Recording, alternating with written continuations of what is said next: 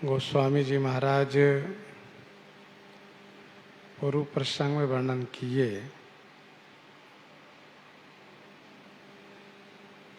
श्री राम जी का राज्य काल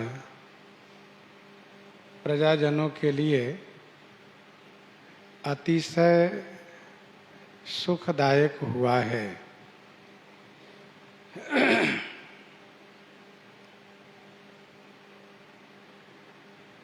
तीन प्रकार के ताप होते हैं: दैहिक, दैविक और भौतिक। किसी को इन तीनों में से कोई भी ताप प्रभावित नहीं करता है। सभी मानव मात्र एक दूसरे से प्रेम करते हैं तथा वेदोक्त नीति के अनुसार स्वधर्म पर हमेशा चलते रहते हैं। वैसे तो सतयुग में धर्म के 4 चरण रहते हैं, त्रेता में 3, द्वापर में 2 और कलयुग में 1। परंतु श्री राम जी के राज्य काल में धर्म के चारों चरण परिपूर्ण थे, अर्थात संपूर्ण विश्व में धर्म का ही वातावरण था। कहीं भी किसी प्रकार से कोई अधर्म की चर्चा नहीं करते थे। मन से, वचन से, कर्म से सब सदैव धर्म में ही लगे रहते थे, धर्म के बारे में ही सोचते थे, धर्म के बारे में ही कहते थे।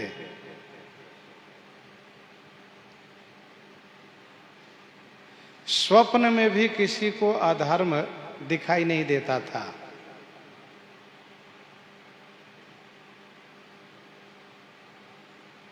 धर्म के 4 चरण हैं: सत्य, शौच, दया और दान। सभी मनुष्य मात्र में सत्य है, शौच अर्थात पवित्र आचरण है, दया है और दान भाव है।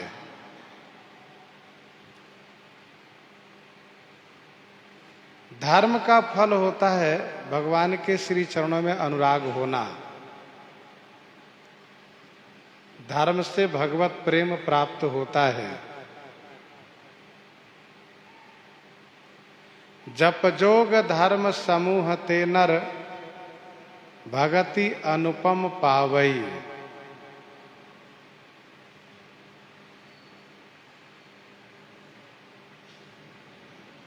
राम भगति रत सब नर नारी, सकल परम गति के अधिकारी। सकल परम गति के अधिकारी। सभी नर नारी राम भगति रत, श्री राम भक्ति पारायण है और सकल परम गति कई अधिकारी, सब के सब परम गति के अधिकारी बन गए हैं। ध्यान दीजिएगा, जिसका जीवन धर्माचरण पूर्वक होगा, जो कभी भी मन से, वचन से, कर्म से अधर्म की ओर न जाते हो, तो वह किसी भी युग में, किसी भी काल में, किसी भी देश में, किसी भी प्रांत में, किसी भी क्षेत्र में यदि रहता हो तो वह भगवान के चरण का भक्त होगा और परम पद के अधिकारी होगा।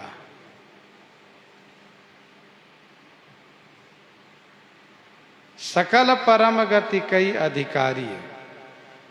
और श्री राम जी के राज्य काल में सब कोई अपनी पूरी आयु का उपभोग करते हैं। अकाल मृत्यु किसी को नहीं होती है। अल्प मृत्यु नहीं कवनेउ पीरा, अल्प मृत्यु नहीं कवनेउ पीरा, सब सुंदर सब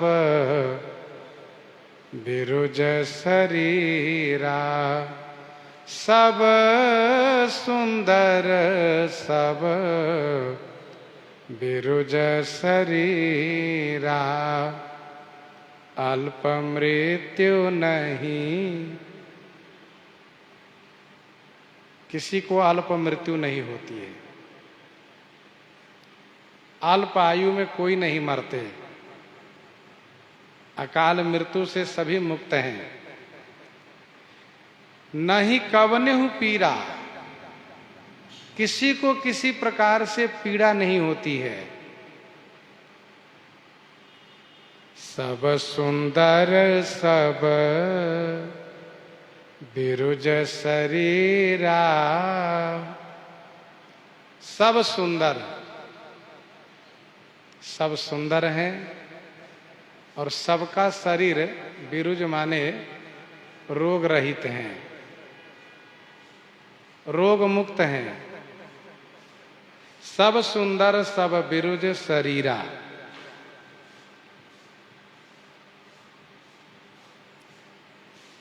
श्री राम जी के राज्य काल में अकाल मृत्यु नहीं होती है, कोई भी नारी विधवा नहीं होती है, तथा कोई भी पुत्र पिता के सामने मृत्यु को प्राप्त नहीं करते।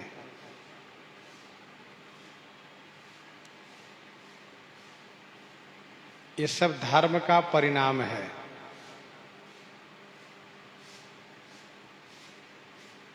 धर्मशील होने के बाद उसके जीवन में सुख प्राप्त होना स्वाभाविक हो जाता है।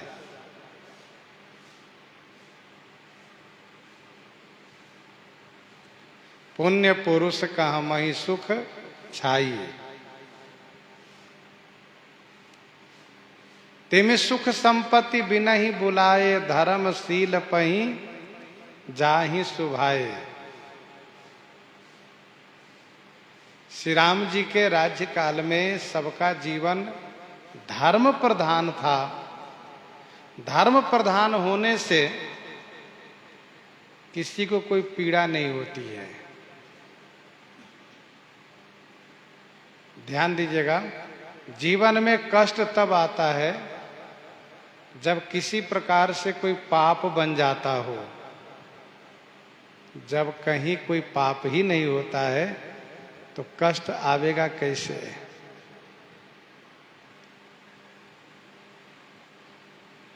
सब सुंदर सब बिरुज शरीरा।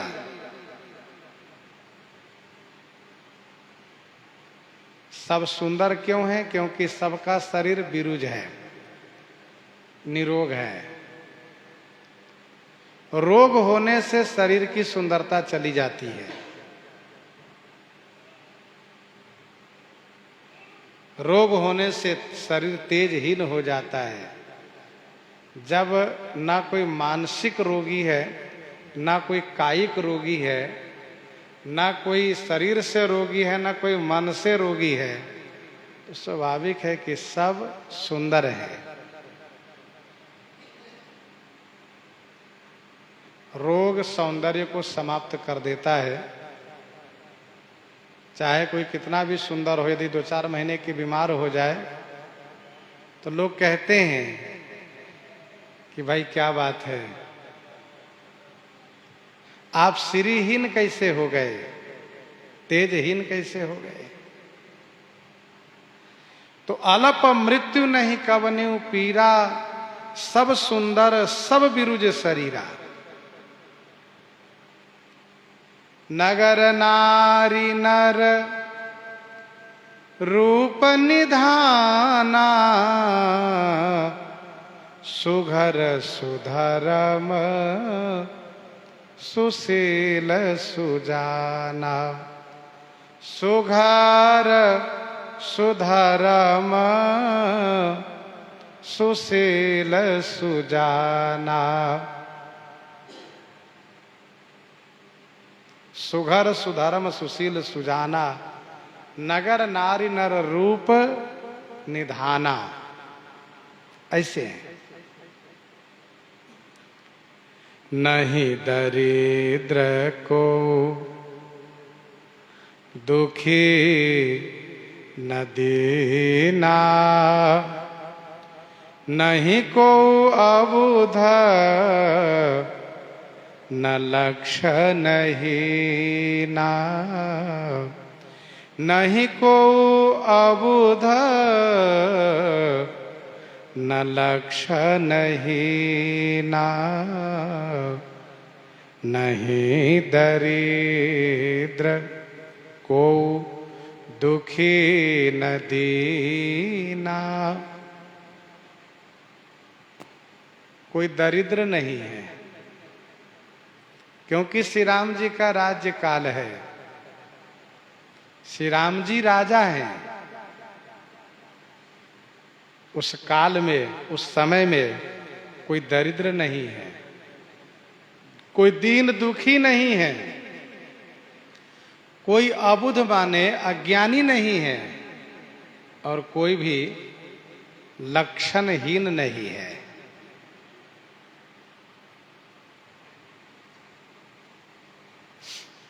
यूं ही लोग श्री राम राज्य काल की कल्पना नहीं करते हैं। श्री राम राज्य काल अपने आप में परिपूर्ण है, और वह श्री राम राज्य काल श्री राम जी के रहते ही संभव है। संतों ने ये कहा कि हम परिवार में श्री राम राज्य ले आवें, हम नगर में श्री राम राज्य ले आवें, तथा हम देश में प्रदेश में राम राज्य ले आवें। ये तो बड़ा कठिन काम है, लेकिन हम अपने अंतःकरण में श्री राम राज्य ले आवें, ये संभव हो सकता है।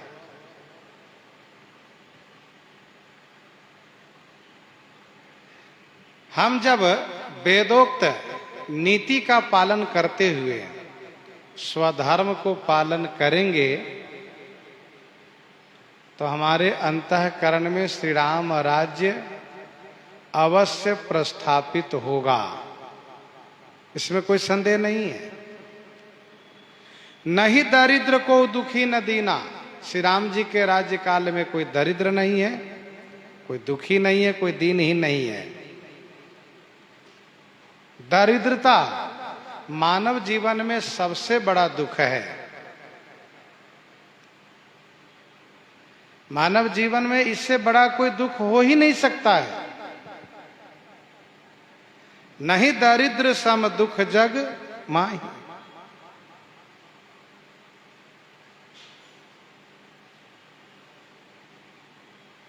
तो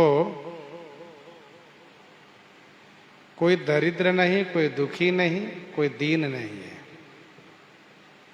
फिर भी जिसका जो स्वधर्म है वह पालन करते हैं। दाता का धर्म है दान देना, वे देते हैं। याचक का धर्म है लेना, वे लेते हैं। जो पुरोहित यजमान का धर्म है उसको पालन करते हैं। सब लोग अपने धर्म को पालन करते हैं।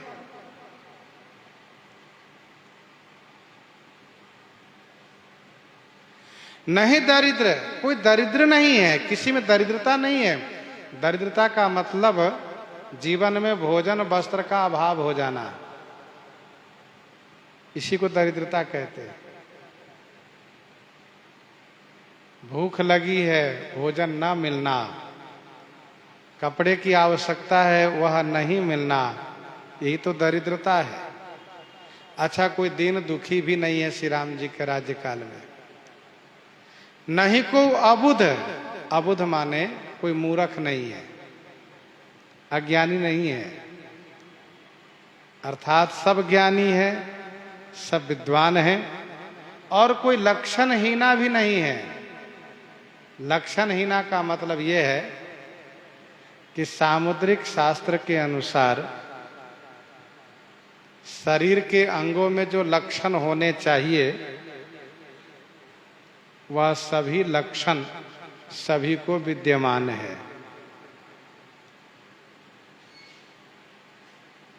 सामुद्रिक शास्त्र में लक्षणों के बारे में वर्णन है, वह सबको विद्यमान है, सब लोग परिपूर्ण है उससे, अर्थात सब लक्षण युक्त हैं, कोई कुलक्षण वाले नहीं हैं। सभी भाग्यशाली हैं, कोई अभागे नहीं है। अब जिनके जीवन के वर्तमान में श्री राम जी राजा हो तो उनसे बड़ा भाग्यशाली कौन हो सकता है, उनसे बड़ा लक्षणवान कौन हो सकता है जिनके जीवन काल में श्री राम जी वर्तमान हो। आज जब कोई संत महात्मा बन करके, चाहे कोई सदगृहस्थ भगवान के अतिशय अनुरागी बन करके भगवान के भजन में लीन हो जाते हैं और उनके जीवन में श्री राम जी का वर्तमान जब होने लगता है तो वह सब प्रकार से पवित्र, सुंदर, दर्शनीय, लक्षणवान दिखने लगते हैं।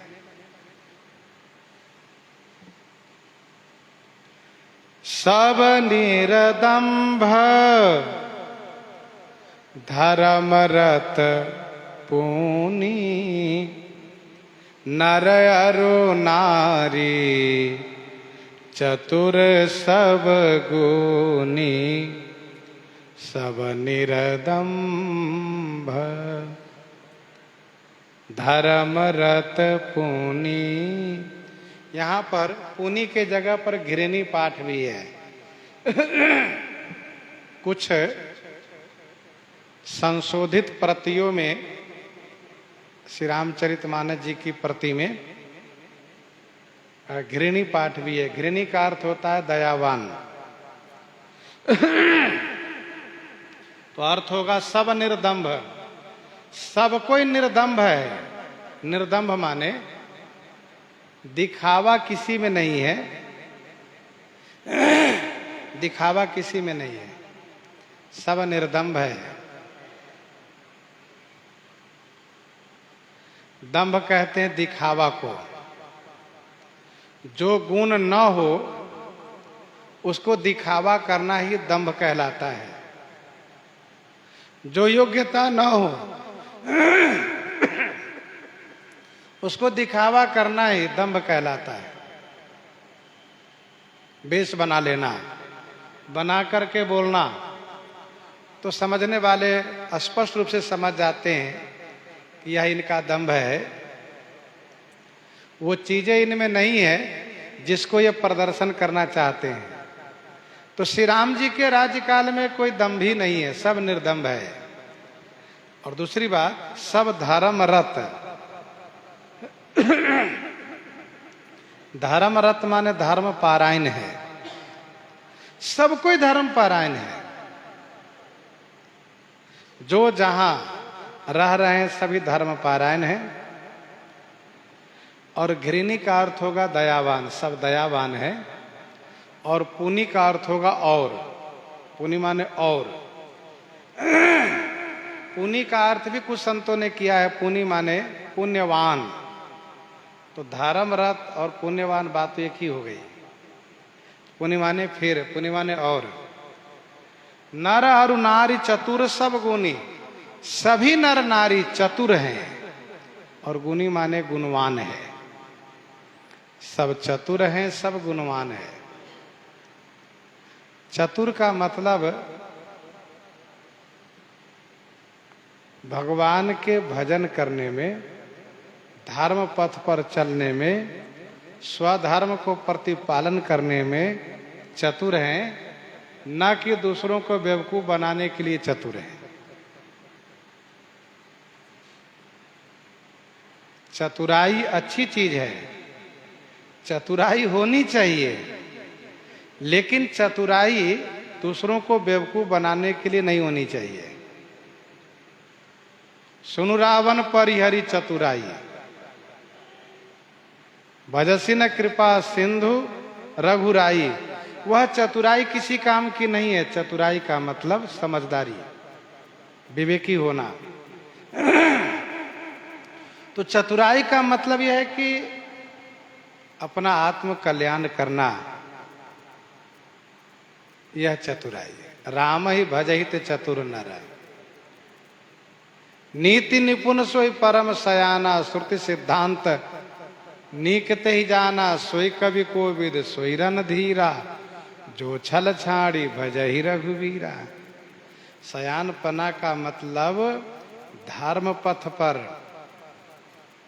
जैसे विद्यार्थी का सयानपना है कि वह ऐसी पढ़ाई करें कि वह परीक्षा में पूर्ण रूप से पास हो जाए। अब वह चतुराई किस काम की, जिससे कि वह नकल करता और फेल हो जाता हो, तो चतुराई उसके काम में नहीं आई है। तो नर और नारी चतुर, नर और नारी सब चतुर है। चतुर का मतलब अपने कर्तव्य में इस प्रकार से आगे हो कि लोग देख करके प्रसन्न हो जाए और लोग उनकी प्रशंसा करें कि देखो बड़ा बुद्धिमान है ये। सब गुणी, गुणी माने गुणवान है, सब कोई गुणवान है। सब गुणज्ञ पंडित सब ज्ञानी, सब गुणज्ञ पंडित सब ज्ञानी, सब कृतज्ञ नहीं कपट सयानी, सब कृतज्ञ नहीं कपट सयानी, सब गुणज्ञ पंडित सब ज्ञानी। गुणज्ञ का मतलब गुण के ज्ञाता है। गुणी माने गुणवान और गुणज्ञ माने गुण के ज्ञाता, सब गुणज्ञ। श्री राम जी के राज्यकाल में सब गुणज्ञ हैं, सद्गुण के ज्ञाता हैं और सब पंडित हैं। पंडित, पंडित उसको कहते हैं, किसको? जिनकी बुद्धि सत असत विवेकनी हो। सत असत विवेकनी बुद्धि पंडा संज्ञक है। जिसमें यह ऐसी बुद्धि हो वही पंडित जी कहलाते हैं। पंडित का मतलब विद्वान होना। तो सत असत विवेकनी बुद्धि जिनके पास हो वही पंडित कहलाते हैं। सब ज्ञानी, सब कोई ज्ञानी है। ज्ञानी का मतलब यह है कि संसार की नश्वरता को भली भांति जानते हैं। संसार नश्वर है, जो भी दृश्यमान है, जो दिखाई दे रहा है, वह सब एक न एक दिन समाप्त हो जाएगा। इस बात को भली भांति जानते हैं। इसीलिए जीवन में सत्कर्म करो, पुण्य अर्जन करो, भजन करो, भक्ति करो, यही सबका विचार है। सब कृतज्ञ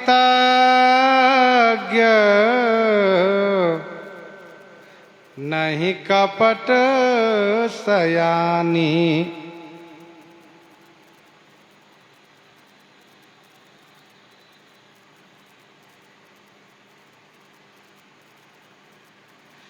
सब गुणज्ञ पंडित, सब ज्ञानी, सब कृतज्ञ, सब कृतज्ञ हैं। कृतज्ञ माने कृत को जानने वाले, कृत माने उपकार को, ज्ञ माने जानने वाले। सब कृतज्ञ, सब लोग कृतज्ञ हैं अर्थात उपकार को जानते हैं, मानते हैं। नहीं कपट सयानी, ना कोई कपटी है और ना कोई सयानी माने धूर्त है। दूसरों को छलने वाला, धोखा देने वाला कोई नहीं है।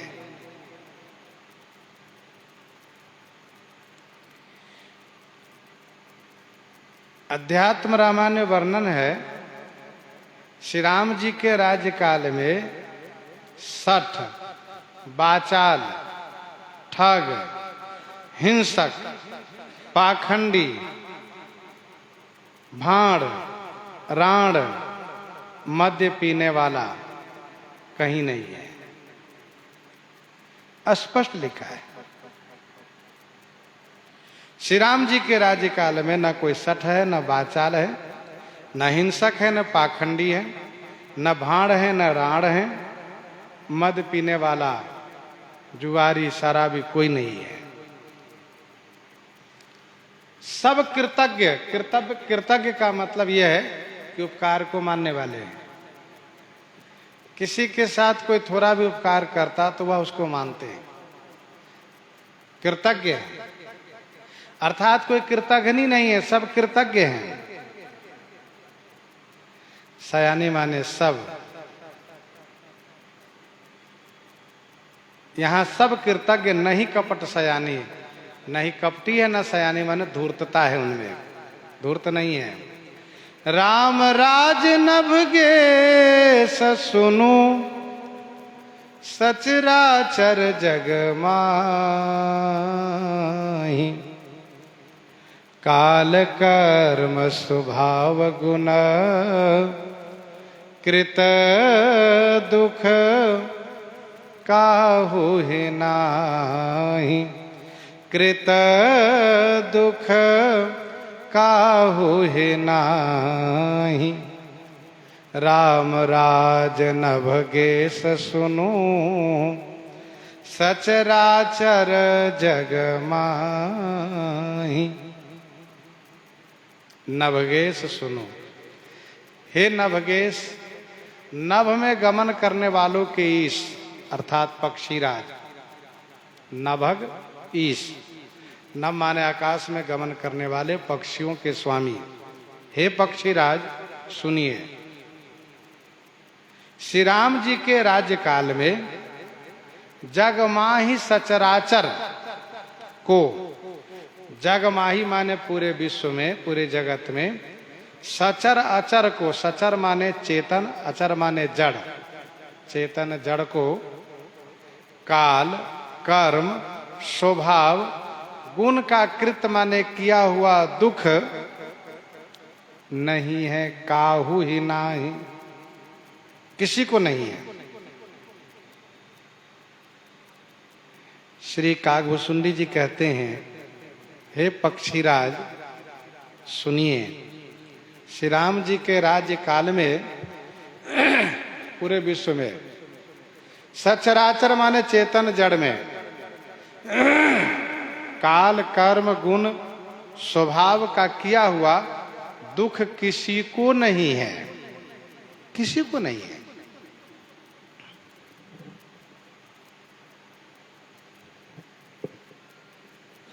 आप पक्षीराज हैं, सदैव ठाकुर जी के साथ रहने वाले हैं। श्री राम जी के राज्य काल ऐसा था कि पूरे विश्व में चाहे जड़ हो या चेतन, किसी में भी न कालजन्य, न कर्मजन्य, न स्वभावजन्य, न गुण जन्य दुख था। काल, काल माने समय, समय के अनुसार दुख सुख प्राप्त होता रहता है। काल माने समय। पता चला कि बहुत गर्मी पड़ रही है तो पता चला बहुत ठंडी पड़ रही है, पता चला कि बहुत वर्षा हो रही है। ये काल द्वारा क्लेश होता है। समय, श्री राम जी के राज्य काल में समय सदैव अनुकूल रहता है। कैसे? तो विधु महीपुर मयूखनी, विधु महीपुर मयूखनी, रवितप जितने ही काज। चंद्रमा सदैव अपने किरणों से पृथ्वी को आच्छादित किए रहते हैं। विधु महीपुर मयूखनी, रवितप जितने ही काज, जितनी आवश्यकता हो उतना ही सूर्य तपते हैं। और तीसरी बात, मांगे बारिद देहि जला रामचंद्र के राज, मांगने पर मेघ जल देते हैं। जिस किसान ने कहा कि आज हमको पानी चाहिए तो उसके खेत में मेघ वर्षा कर देता है, पानी गिर जाता है। तो काल हमेशा अनुकूल रहता है। और ये बड़ी बात है कि चंद्रमा अपने किरणों से सदैव अनुकूल रहना, सूर्य उतना ही तपे जितनी आवश्यकता हो, और मांगने पर मेघ पानी देवें, तो कोई किसान दुखी क्यों होगा? और किसान जब दुखी नहीं होगा तो कोई दुखी नहीं होगा। देखो भाई, कार्य क्षेत्र सबका अलग अलग है और सबके कार्य का महत्व है। ऐसा नहीं है कि उसके कार्य का कोई महत्व नहीं है, सभी के कार्य का महत्व है। लेकिन कृषि का महत्व इसलिए ज्यादा है क्योंकि और कार्य में थोड़ी कमी आवे तो काम चल जाए, लेकिन यदि खेती सही नहीं होगी तो पेट कैसे भरेगा, भोजन कैसे मिलेगा? तो काल सदैव अनुकूल रहता है। काल द्वारा किसी को दुख नहीं होता है। जैसे कोई बड़ा दुखी हो, पूछो क्या बात है भाई? अरे भाई समय ठीक नहीं चल रहा है मेरा। क्यों? सबका समय ठीक, तुम्हारा समय नहीं ठीक है। नहीं, हमारा समय ठीक नहीं चल रहा है। क्यों ठीक नहीं चल रहा है? तो वे यही कहते हैं कि हम जो कुछ करते हैं उसमें सफलता नहीं मिलती है। अच्छा करते हैं बुरा हो जाता है। तो ये काल की प्रतिकूलता है। श्री राम जी के राज्यकाल में काल सभी के अनुकूल है, काल विपरीत नहीं है। दूसरा है कर्म। कर्म का मतलब है शुभ अशुभ कर्म। पाप भी कर्म कहलाता है, पुण्य भी कर्म कहलाता है। तो श्री राम जी के राज्यकाल में कर्म के द्वारा किसी को दुख नहीं होता है, क्योंकि कोई पाप करते नहीं, किसी से कोई पाप बनता नहीं। जब पाप ही नहीं होता है तो दुख होगा कैसे? इसलिए कर्म द्वारा दुख नहीं है। स्वभाव, व्यक्ति का स्वभाव अपना अपना होता है। मानव का अपना स्वभाव होता है, अपने स्वभाव के वे अधीनस्थ होते हैं। वे कहते क्या करें, हमारी आदत पड़ गई है। कौन सी आदत पड़ गई है? तो अमुक वस्तु, अमुक नशीले पदार्थ को नहीं लेंगे तो हम रह ही नहीं पाएंगे। ये स्वभाव बन गया है। अरे भाई ऐसा क्यों बोलते हो? क्या करें, हमारा स्वभाव बन गया। ऐसा नहीं बोले तो मन नहीं मानता है, ऐसे ही हम बोल देते हैं।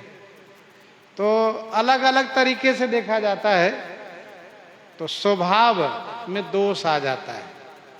किसी का स्वभाव बड़ा सुंदर होता है, मधुर स्वभाव, मिलनसार स्वभाव, और किसी का स्वभाव बड़ा कठोर होता है, कर्कश स्वभाव और कड़ुआपन स्वभाव। ये स्वभाव, श्री राम जी के राज्यकाल में स्वभाव जने किसी को दुख नहीं होता। रावण ने पूछा श्री हनुमान जी से, ठीक है तुम फल खा लिए, वन क्यों उजाड़ दिए? तो हनुमान जी ने कहा ये हम वानर जाति का स्वभाव है, क्या करोगे आप। कपि स्वभाव ते तोरे रूखा, ये वानर का स्वभाव है।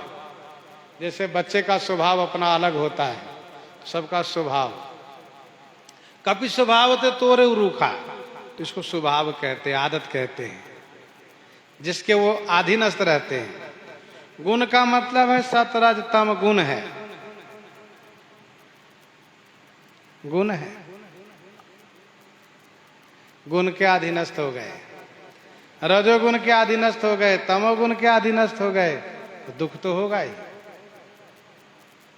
लेकिन श्री राम जी के राज्य काल में न किसी को काल द्वारा दुख है, न कर्म द्वारा, न स्वभाव द्वारा, और न ही गुण द्वारा।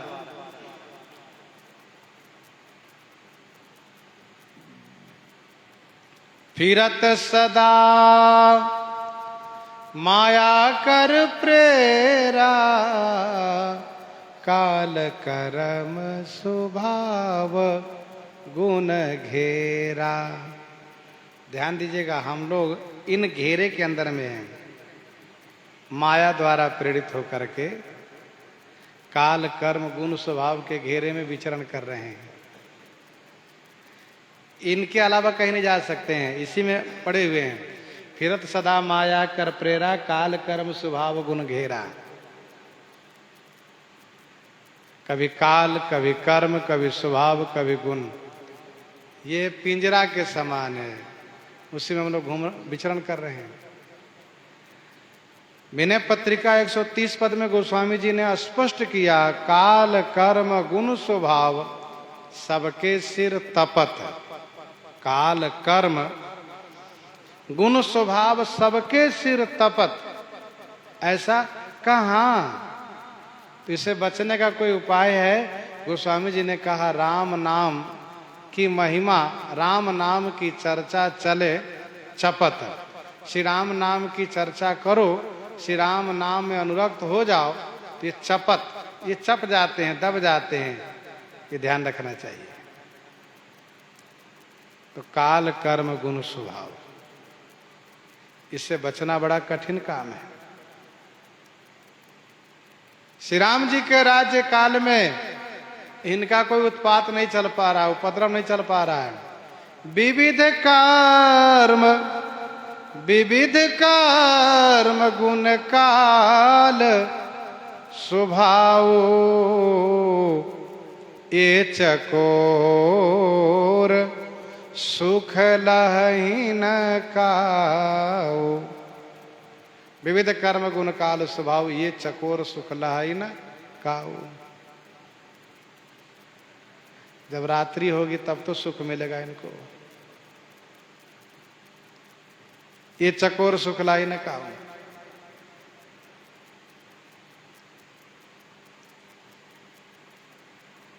काल कर्म स्वभाव गुण कृत का हुई ना हो। काल कर्म गुण स्वभाव की प्रबलता है, इसको हल्के करके न कभी मानना चाहिए, न देखना चाहिए। क्योंकि ये प्रबल है। काल स्वभाव कर्म बरियाई, काल स्वभाव कर्म बरियाई, भले वो प्रकृति बस चुकई भलाई। काल स्वभाव कर्म बरियाई, भले वो प्रकृति बस चुकई भलाई। अच्छे अच्छे लोग चुक जाते हैं।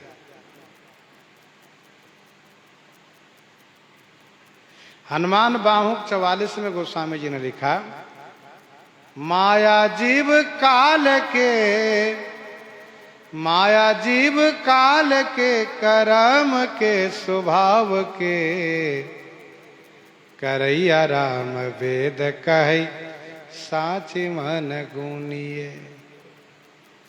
इन सबके प्रेरक, इन सबके शासक कौन है? श्री राम जी। माया जीव काल के कर्म के स्वभाव के, करैया राम वेद कहे साचो मन गुनिए। तो सबके कर्ता, सबके शासक, सबके निर्देशक श्री राम जी हैं। और श्री राम जी वर्तमान में राजा हैं, तो भला श्री राम जी के राज्य काल में किसी को काल कर्म गुण स्वभाव जन्य दुख होगा कैसे? करी विचार जी देखौनी के राम रजाई शीस सब ही के।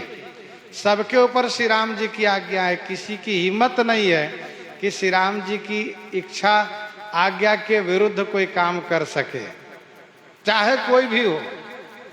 तो जब श्री राम जी राजा हो गए हैं तो सब डरे हुए हाथ जोड़े खड़े रहते हैं, महाराज हम क्या करें? कहा तुम बैठे रहो, अभी हमारी प्रकृति है उपद्रव करना, दुख देना, ऐसा ऐसा भूल के मत करना, अभी शांत रहो।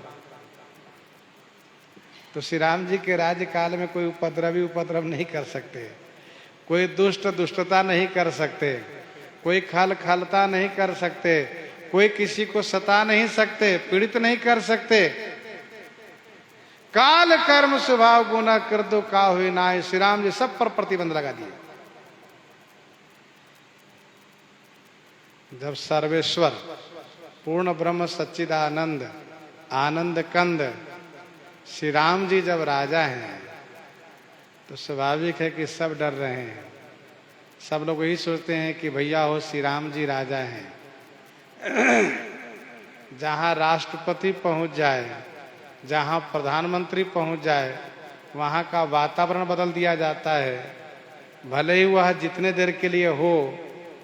और जहाँ समस्त ब्रह्मांडाधिपति सर्वेश्वर स्वयं राजा बन करके विराजित है, तो उनके राज्य काल में क्या हिम्मत है इन सब की कि कोई उपद्रव कर दें, किसी को काल कष्ट दे दे, किसी को कर्म दुख दे दे, किसी को स्वभाव दुख दे दे, किसी को गुण दुख दे दे। और गोस्वामी जी इस प्रसंग को प्रस्तुत करके मानो एक बड़ा सुंदर संकेत भी कर रहे हैं। यदि अपने हृदय में श्री राम राज्य को प्रस्थापित कर लो तो अपने आप भी इन सब से सुरक्षित हो जाओगे। श्री राम जी को राजा बना करके हृदय में बैठा तो लो। काल कर्म स्वभाव गुना कर दो का हुई नाही।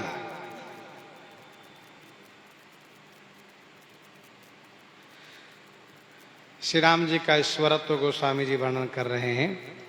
भूमि सप्त सागर में खला, भूमि सप्त सागर में खला, एक भूप रघुपति कोसला, एक भूप रघुपति कोसला, भूमि सप्त सागर में खला।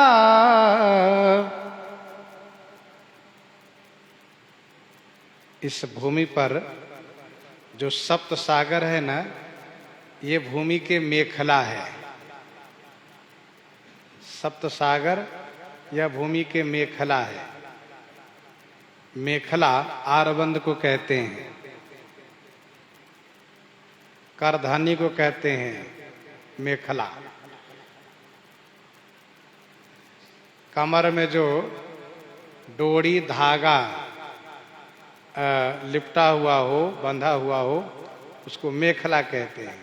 साधु लोग आरबंद कहते हैं, गृहस्थ आश्रम में करधनी कहते हैं। तो भूमि सप्त सागर मेखला। महाराजा श्री प्रियव्रत के रथ के पहिए से जो लीक बनी, वही कालांतर में समुद्र का रूप लिया, वही समुद्र का रूप लिया। तो सप्त समुद्र सप्त द्वीपवर्ती इस समस्त भूमंडल के एक भूप, एकमात्र भूप माने राजा कौन है? रघुपति श्री रामभद्र जी। कहाँ? कोसला, श्री अयोध्या जी में। एक भूप रघुपति कोसला। कौशल प्रदेश में, श्री अयोध्या जी में। राजा राम अवध रजधानी, राजा राम अवध रजधानी, गावत गुण सुर मुनि बरवानी, गावत गुण सुर मुनि बरवानी। भूमि सप्त सागर मेखला, एक भूप रघुपति कोसला।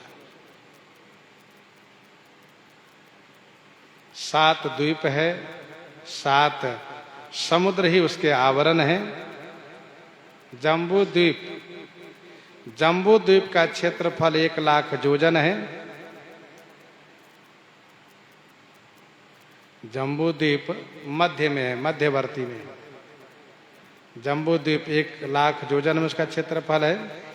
उसके चारों तरफ खार समुद्र है, लवण समुद्र, खार समुद्र, वो भी 1,00,000 योजन का है, वो भी 1,00,000 योजन का है।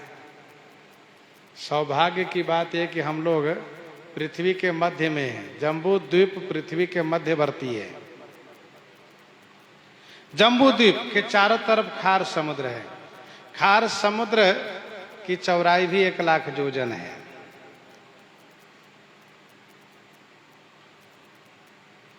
दूसरा है पलक्ष द्वीप।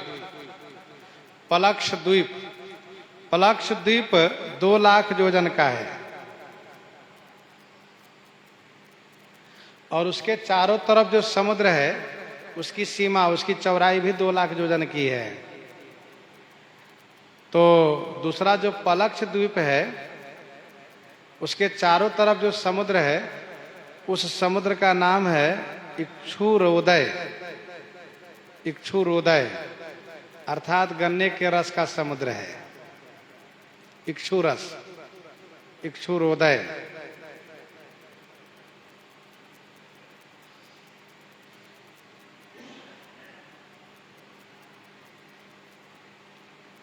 तीसरा है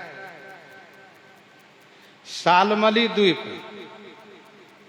सालमली द्वीप 4,00,000 योजन इसका विस्तार है। इसके चारों तरफ जो समुद्र है, जो चारों तरफ समुद्र है, उस समुद्र का नाम है सूर्योदय। सूर्योदय समुद्र, सूर्योदय माने मदिरा का सागर। सूर्योदय मदिरा के समुद्र है चारों तरफ। जम्बू, पलक्ष, सालमली। तीसरा द्वीप है सालमली और सालमली द्वीप की चौड़ाई भी 4,00,000 योजन है तथा ये जो समुद्र है जिसको सूर्योदय कहते हैं, मदिरा समुद्र, इसकी चौड़ाई भी 4,00,000 योजन है।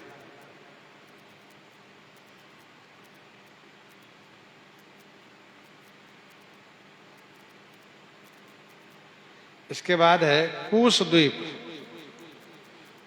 कूश द्वीप है, इसका क्षेत्रफल 8,00,000 योजन है। कूश द्वीप का क्षेत्रफल 8,00,000 योजन का है और इसके चारों तरफ घृतोदय है। घृतोदय, घृतोदय माने घी का समुद्र है और इसकी सीमा भी 8,00,000 योजन है।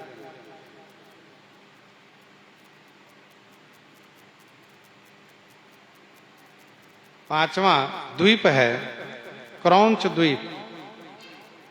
क्रौंच द्वीप का क्षेत्रफल है 16,00,000 योजन। क्रौंच द्वीप का क्षेत्रफल है 16,00,000 योजन और इनके चारों तरफ का जो सागर है उसका नाम है क्षीरोदय, क्षीर सागर। इसका नाम है क्षीरोदय अर्थात क्षीर सागर और इसकी चौड़ाई भी 16,00,000 योजन की है। पांचवा, छठवां द्वीप है शाक द्वीप। शाक द्वीप का क्षेत्रफल है 32 लाख योजन। 32 लाख योजन है। और इसके चारों तरफ जो समुद्र है उसका नाम है दधी रसोद समुद्र। दधी रसोदय। दधी रसोद समुद्र का मतलब यह हुआ कि दधी समुद्र, इसको छाछ समुद्र कह लीजिए, मट्ठा समुद्र कह लीजिए, दही समुद्र कह लीजिए, बात एक ही है। इसकी चौड़ाई भी 32 लाख योजन ही है। सातवां द्वीप है पुष्कर द्वीप। सातवां द्वीप है पुष्कर द्वीप और इसका क्षेत्रफल है 64 लाख योजन। इसका क्षेत्रफल है 64 लाख योजन। इसके चारों तरफ जो समुद्र है उसका नाम है स्वादुक समुद्र। स्वादुक समुद्र अर्थात मीठा जल का सागर। स्वादुकोदय स्वादुक समुद्र अर्थात मीठा सुस्वादिष्ट जल का समुद्र। और इस समुद्र की चौड़ाई भी 64 लाख योजन ही है। जितना क्षेत्रफल द्वीप के है उतनी चौड़ाई समुद्र की है। और समुद्र प्रत्येक द्वीप के चारों तरफ है। ध्यान देने वाली बात यह है कि इस पृथ्वी पर 7 समुद्र में अलग अलग जल के रूप में देखा जा रहा है। जैसे कभी आपने सुना खार समुद्र है, गन्ना के रस के समुद्र है, मदिरा का समुद्र है, घी का समुद्र है, दूध का समुद्र है, दधी का समुद्र है, मीठा जल का समुद्र है। और ये सभी वस्तुएं सभी द्वीप वालों के लिए सुलभ है। लेकिन जिस द्वीप के चारों तरफ जो वस्तु है वो सर्वाधिक है और बाकी चीज कम मात्रा में है। यहाँ भी सभी वस्तुएं मिलती है। गन्ने का रस मिलता है, मदिरा भी मिलता है, घी दूध दही छाछ ये सब मिलता ही है। और साथ साथ खार समुद्र तो है ही, देखने में इतना बढ़िया साफ जल दिखता है। तो कहें खार समुद्र कोई काम में आता है क्या? अरे भाई नमक का काम तो उन्हीं से आता है। सागर के तट पर नमक बनाया जाता है।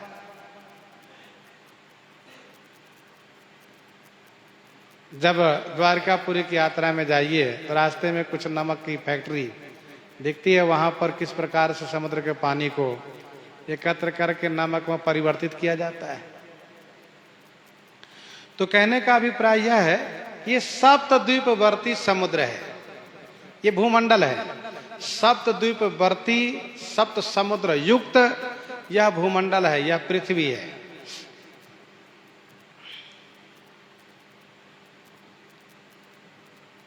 शास्त्र में यही लिखा है, शास्त्र का यही प्रमाण है।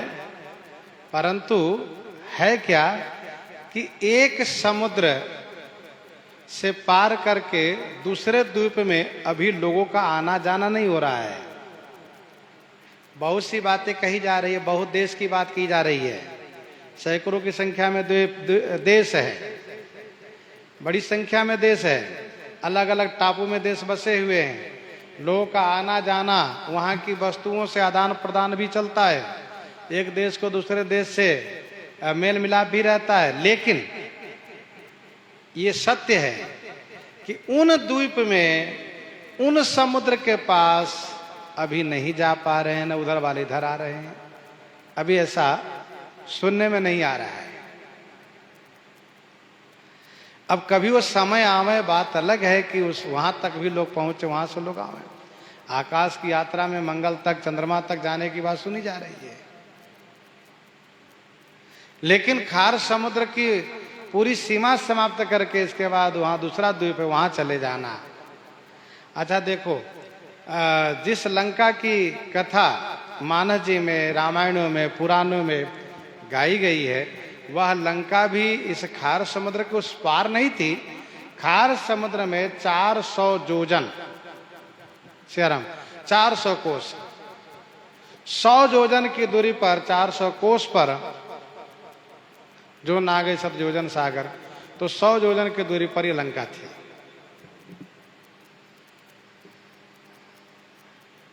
तो इस प्रकार की बातें हैं। लेकिन श्री राम जी संपूर्ण भूमंडल के राजा हैं, जिसमें सभी द्वीप आ जा रहे हैं, चाहे वो पलक्ष हो, चाहे सालमली हो, कुश हो, क्रौंच हो, शाक हो, पुष्कर हो, सभी द्वीप के राजा श्री राम जी हैं। इसका मतलब यह हुआ कि श्री राम जी के राज्य काल में सभी द्वीप से आना जाना सभी द्वीप में हुआ करता था। इस द्वीप से उस द्वीप, उस द्वीप से उस द्वीप। और जब श्री राम जी अयोध्या जी के राजा हुए तो संपूर्ण भूमंडल के राजा हुए। इसीलिए श्री धाम अयोध्या जी को संपूर्ण भूमंडल की राजधानी कही जाती है। देखो, दिल्ली को देश की राजधानी कही जाती है, लेकिन अयोध्या जी तो वास्तव में संपूर्ण भूमंडल की राजधानी है, क्योंकि संपूर्ण ब्रह्मांडाधिपति श्री राम जी ही श्री अयोध्या जी में अवतार लेकर के यहाँ राजा बनकर के राज्य शासन किए। इसलिए अयोध्या जी की महिमा अपने आप में अपूर्व है, अद्भुत है, अवर्णनीय है, अकल्पनीय है, विलक्षण है, अद्भुत है श्री अयोध्या जी की महिमा। तो भूमि सप्त सागर मेखला, एक भूप रघुपति कोसला, ये तो बहुत बड़ी बात हो गई। संपूर्ण भूमंडल के राजा हो गए। गोस्वामी जी कहते नहीं नहीं, ये बहुत बड़ी बात नहीं हुई। क्यों? कहा भुवन अनेक रोम प्रति जासु, भुवन अनेक रोम प्रति जासु, यह प्रभुता कछु बहुतन तासु, यह प्रभुता कछु बहुतन तासु, भुवन अनेक रोम प्रति जासु। जासु प्रति रोम अनेक भुवन, जिनके प्रत्येक रोम छिद्र में, रोम कूप में अनेक भुवन, अनेक ब्रह्मांड हैं। यह प्रभुता कछु बहुतन तासु, तासु यह प्रभुता कछु बहुत न, तासु माने उनकी यह प्रभुता कुछ बहुत नहीं है, ऐसा समझिए। जिनके एक रोम छिद्र में अनेक भुवन है। ब्रह्मांड निकाया निर्मित माया, रोम रोम प्रतिवेद कहे ब्रह्मांड निकाया। दिख रावा मात ही निज अद्भुत रूप अखंड, रोम रोम प्रति लागए कोटि कोटि ब्रह्मांड। एक रोम कूप में करोड़ों की संख्या में ब्रह्मांड है। इसलिए संपूर्ण भूमंडल के अधिपति हो गए तो इसका मतलब ये नहीं कि बहुत बड़ी बात उनके लिए हो गई। वैसे भी श्री राम जी त्रिपाद विभूति नायक हैं। संपूर्ण ब्रह्मांड का जितना क्षेत्रफल है ना, उनसे 3 गुना अधिक भगवान श्री राघवेंद्र के नित्य धाम का क्षेत्रफल है। इसीलिए श्री राम जी त्रैपाद विभूति अधिपति कहे जाते हैं, अथवा यूं कहिए कि त्रैपाद ही नहीं, उभय पाद विभूति के अधिपति हैं आप। भुवन अनेक रोम प्रतिजासु यह प्रभुता कछु बहुत न तासु। तासु यह प्रभुता कछु बहुत न, बहुत नहीं है। सो महिमा समुझत प्रभु केरी यह बरनत हीनता घनेरी। सो महिमा खगेश जिन्ह जानी फिर यह चरित ते नहु रते मानी। इस प्रकार से श्री राम जी के ईश्वरत्व को श्री काकभूषुंडी जी वर्णन कर रहे हैं। प्रसंग को हम आप यहीं पर हृदयांगम करते हैं। आइए श्रवण करते हैं श्री भक्तमाल जी से। श्री राम नाम के गर्जना हो जाए संत भगवान जुगल गर्जना हो जाए संत भगवान से।